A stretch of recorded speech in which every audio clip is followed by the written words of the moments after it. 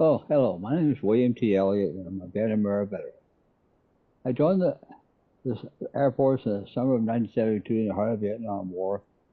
Left the service in the spring of '75, 2 weeks before the fall of Saigon. I'd like to read a poem for you that I've written called "To Cry." It's about my problem with crime.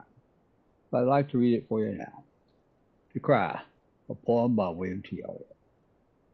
One of the things I like the most of women that I meet is they are able to shed tears to cry for me a feat.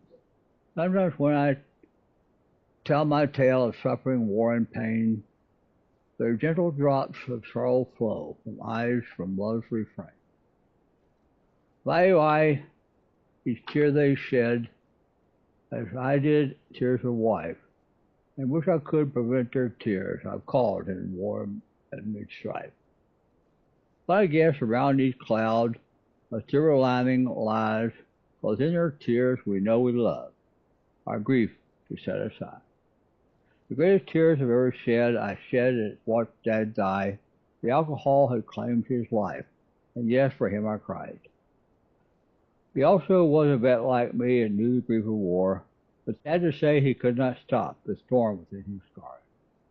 I cried a few times after that.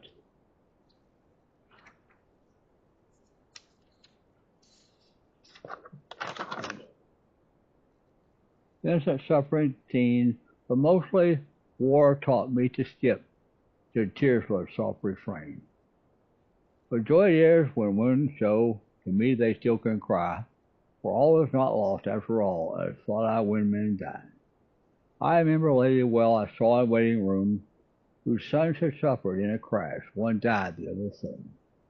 Their grief had crossed my eyes, and at her gentle soul, and weeps she for her son who died, his loss was great a toll.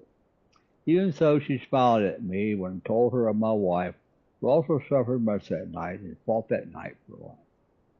I did not cry in waiting room nor even when wife died, but I am glad that others could. Their cries kept me alive.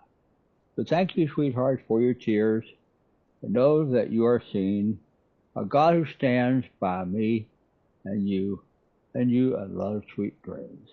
It's still a feat for me to cry, but maybe as I write, I slowly cry the way I can.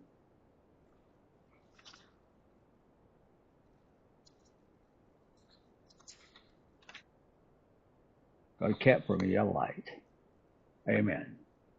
William T. Elliott, Vietnam veteran. Thank you for listening.